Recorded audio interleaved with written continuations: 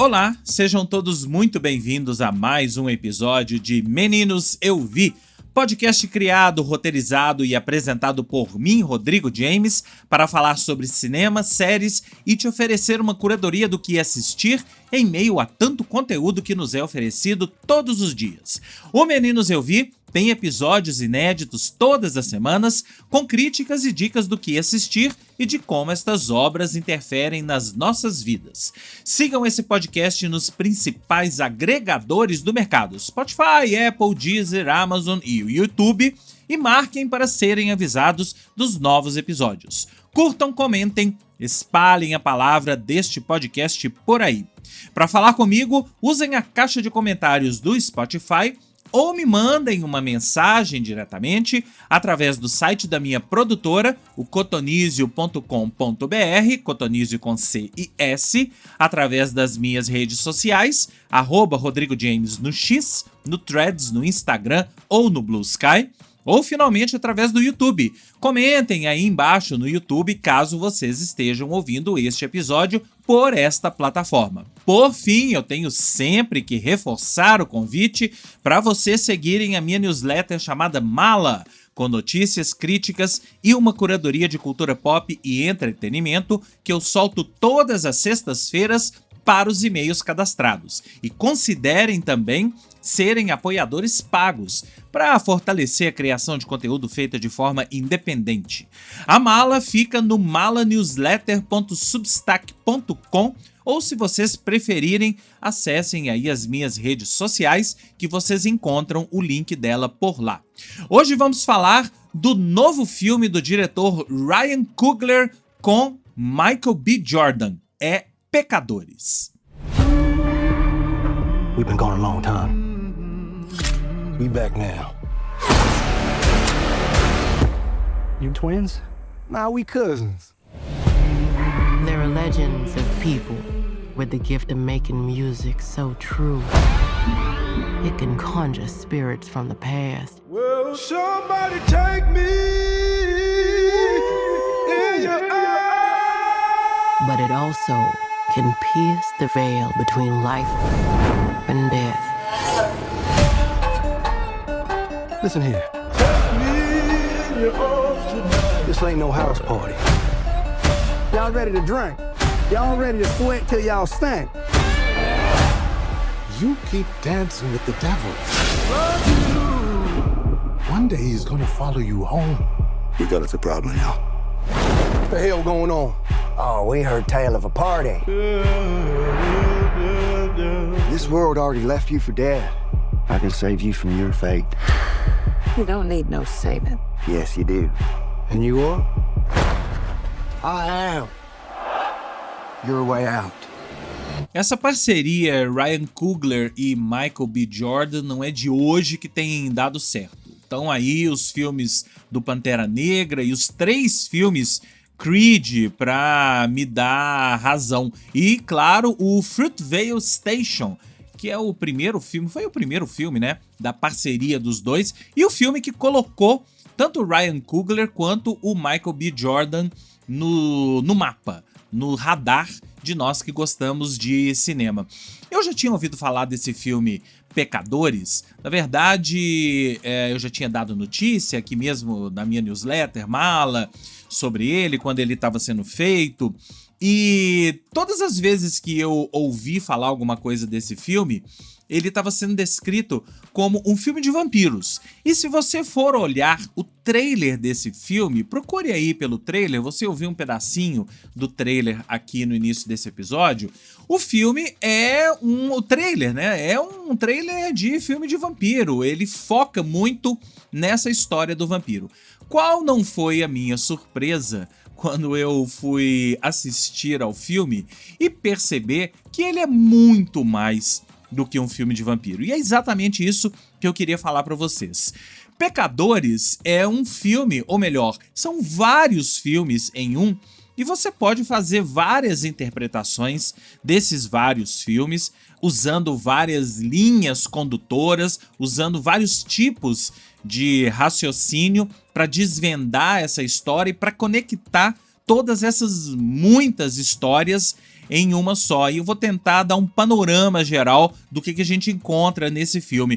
Falando assim, pode até parecer que é um filme confuso, são várias histórias em uma, você tem que conectar, mas não. A grande maestria do Ryan Coogler nesse caso é conseguir conectar, é conseguir contar todas essas várias histórias, de uma forma coesa, de uma forma que a gente não se perde em nenhum momento e que a gente vai puxando, vai fazendo essas sinapses no nosso cérebro, vai puxando esses vários braços, vai aparando as arestas o tempo todo na medida em que o filme vai se desenrolando. Mas do que se trata Pecadores?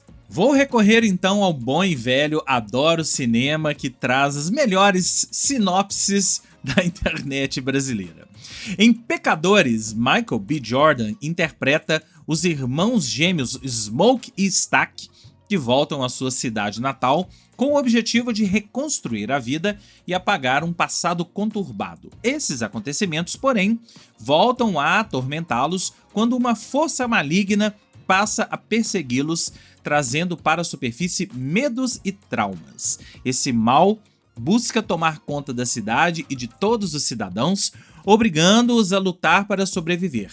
Mais do que contornar os demônios dominadores e famintos por poder e sangue, Smoke e Stack terão que lidar com as lendas e os mitos ameaçadores que podem estar por trás desse terror. Pecadores traz um thriller intenso com elementos sobrenaturais numa história repleta de mistérios. Deu para vocês perceberem que a sinopse não entrega muita coisa, não é?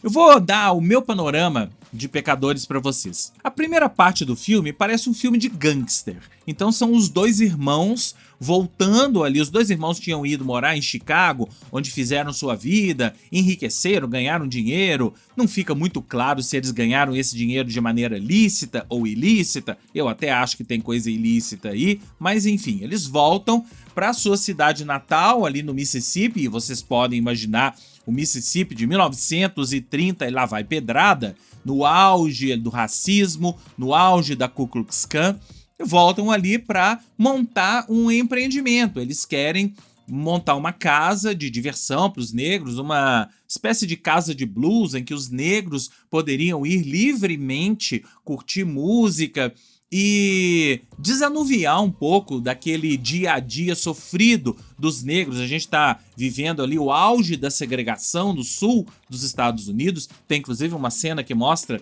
que a cidade é dividida ao meio. De um lado da rua é a cidade dos brancos, de outro lado é a cidade dos negros. Então eles queriam proporcionar alguma coisa para os negros, para a sua etnia ter alguns momentos de diversão. Então eles chegam e o primeiro momento é esse. Eles, como se fossem dois gangsters que trabalharam com Al Capone. Isso tá em uma sinopse que eu vi aqui, mas eu não vi isso no filme, na verdade. E trabalharam com Al Capone e ganharam dinheiro e estão ali. Compram uma casa e vão restabelecendo as conexões com as pessoas e contratando pessoas para poder trabalhar, e bebida que eles estão trazendo, bebida da Irlanda, montando a casa.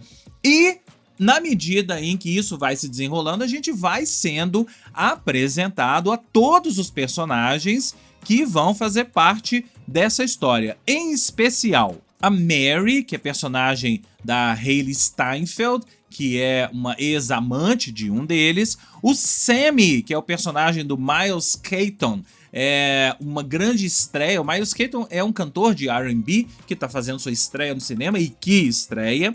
Temos a Annie, que é a personagem da Wunmi Mosaku, que é a esposa ou namorada de um deles e que perdeu um filho. A gente entende que eles tiveram um filho que morreu. E mais outros personagens secundários, mas esses são os personagens principais. Ah, sim, tem o Delta Slim, que é um músico, um gaitista de blues, que é interpretado pelo Delroy Lindo, e mais outros personagens. Esses são os personagens principais. E a partir do momento que eles montam essa casa, a gente vai ao mesmo tempo sendo apresentado para outros personagens dessa história, em especial o personagem do Jack O'Connell, que é o Remick, que é um vampiro. A gente vê desde o início que ele é um vampiro, ele chega numa casa ali e vampiriza mais 2 outras pessoas. Guardem esse verbo, tá? Vampirizar. E a gente percebe que a coisa não vai terminar muito bem. Vale dizer que o filme se passa todo em um dia apenas. O filme começa com o Sammy, que é o personagem do Miles Keaton, voltando à igreja. Ele é filho de um pastor, inclusive o nome artístico dele, ele é um bluesman, né? O nome artístico dele é Pastorzinho, né? E ele volta à igreja todo depenado, sangrando, com o violão quebrado, volta à igreja e o seu pai o acolhe e fala que o seu filho, pecador, acabou de voltar. E aí a gente volta um dia atrás e vai entender o que aconteceu nesse dia. O filme todo se passa nessas 24 horas. Então a gente já sabe que a primeira noite da casa, os caras chegam, isso eu achei até um pouco forçado, né? Os caras voltam e no mesmo dia eles já querem abrir a casa e botar todo mundo pra dançar. Então eles reúnem essas pessoas todas, divulgam, hoje à noite, venham pra casa, vamos lá que vai ter blues, e realmente a coisa funciona. E a gente vai entender então, mais na frente, que esse personagem, o Remy, que é o líder dos vampiros e é quem vai vampirizar, quem vai à noite lá tentar destruir a diversão dos negros. E aí já tem o primeiro ponto do filme: brancos vampirizando negros. Não precisa nem ser muito expert em cinema, expert em descobrir camadas para entender isso, que os vampiros representam os brancos que estão ali para vampirizar os negros, não só os negros. E aí a gente entra num outro grande ponto desse filme, ou talvez o grande ponto desse filme, que é a cultura negra. O filme fala muito dessa cultura negra, em especial a cultura do blues, que era ligada na época à cultura do demônio. Então tem várias histórias lá de Robert Johnson, que foi o grande bluesman da história, que vendeu sua alma pro diabo. Tem até um filme sobre isso, né? Que é o Crossroads, vocês se lembram? Aquele filme com o Ralph Macchio, em que ele, teoricamente, vende a alma ao diabo. Então isso tá presente aqui nesse filme, mostrando como a cultura dos negros, em especial o blues como representação dessa cultura, era uma cultura que pregava, que movia, ou que pode mover. O filme fala sobre isso, que a música pode mover o mundo, a música representa a liberdade. E nesse caso dos negros, muito mais ainda, esse momento em que eles se encontram para ouvir blues, para dançar, para cantar, para congregar, para ter um momento ali de comunidade em torno da música, é um momento em que eles estão exercendo a sua liberdade e, quem sabe, ensaiando uma total liberdade. A gente vê durante o filme que os negros que são ali representados, principalmente os negros que são cooptados pelos personagens do Michael B. Jordan para trabalhar no tal empreendimento, são negros muito sofridos, gente que trabalha em plantação de algodão, gente que trabalha como subemprego. O próprio bluesman, o Slim, ele tá ali tocando a sua gaita numa estação de trem, vivendo de trocados. Então os personagens do Michael B. Jordan, eu ia falar o personagem, mas são dois, eles acabam puxando essas pessoas que eles sabem que são talentosas para eles e dá um momento de liberdade, mesmo que dentro dessa liberdade eles estejam trabalhando, mas que eles não fiquem ali naquele subemprego. Então tem todo esse contexto dos brancos vampirizando os negros e vampirizando essa cultura de liberdade. Eles não querem que os negros tenham essa total liberdade, essa tal liberdade, pra gente evocar uma música brasileira. Esse é um dos pontos do filme, e eu acho que é o ponto principal. A gente não vai entendendo muito o porquê dessa história de vampiros e música, mas no final a gente vai entender. Tem uma cena que é tipo uma cena pós-créditos Marvel, depois dos créditos ali, dos primeiros créditos, que a gente entende muito bem o ponto do filme. E essa cena eu não vou contar pra vocês, é uma cena meio pós-créditos mesmo, que aparece uma figura incrível E essa figura incrível acaba sendo o ponto de fechamento dessa história que envolve a vampirização das pessoas e passando pelo blues, passando pela cultura negra, passando pela liberdade. Esse é um ponto. O outro ponto do filme, o outro vértice do filme é a história de vampiros. Então a gente tem um momento no filme em que ele se transforma em um filme de vampiro. Vampiros brancos perseguindo negros, vampirizando os negros e perseguindo outras pessoas que ainda não foram vampirizadas, outros negros que ainda não foram vampirizados. Esse momento, para muita gente, pode até parecer que o filme está se desviando do seu propósito inicial, que é esse propósito que eu acabei de falar para vocês, mas não, a gente não entende muito bem. Eu até tive um pouco de dificuldade, bom, eu já sabia que o filme ia lidar com essas questões de vampiros, de vampirização, mas eu tive até um pouco de dificuldade de entender durante a projeção, num determinado momento, o porquê de o filme se transformar nesse filme de vampiros, de sobrevivência e as pessoas lutando para sobreviver, as pessoas que não foram vampirizadas ainda, lutando para sobreviver, mas é uma história que se amarra muito bem no final. Nesse final que eu falei pra vocês que eu não vou contar, se amarra muito bem e você entende o porquê da existência, o porquê da decisão do Ryan Coogler de inserir essa questão da vampirização. E aí dentro da vampirização é um filme de vampiros, pessoas perseguindo outras, voando, vampirizando e sugando sangue. O filme se torna mesmo um filme bem sanguinolento e pessoas sendo mortas, um filme de vampiro, não tem como a gente tratar isso de outra forma. Em paralelo a isso, tem ainda a questão dos racistas, do racismo da Ku Klux Klan, que era muito forte nessa época no Mississippi e tá presente ali. A gente vê um pouco disso no início do filme e a gente vê também no final. A vampirização já é um pouco dessa questão do racismo sendo colocada para nós. É como se os vampiros fossem os racistas da história e estivessem ali vampirizando, estivessem dizimando a população negra, mas a gente tem também a Ku Klux Klan desempenhando um papel ali na história em paralelo aos vampiros, mostrando que eles também vampirizam, que eles também querem vampirizar os negros, que todo mundo tá contra os negros. Os vampiros, a Ku Klux Klan e, de certa forma, são farinha do mesmo saco aqui dentro dessa história do Ryan Coogler. Vale dizer que o roteiro é dele também, e quando a gente tem um cara como o Ryan Coogler fazendo o roteiro e dirigindo um filme como esse, a gente pode esperar coisas boas. E um grande sinal de que o roteiro é bem feito é que todos esses personagens que eu falei pra você, tanto a Mary quanto o Sammy, os próprios personagens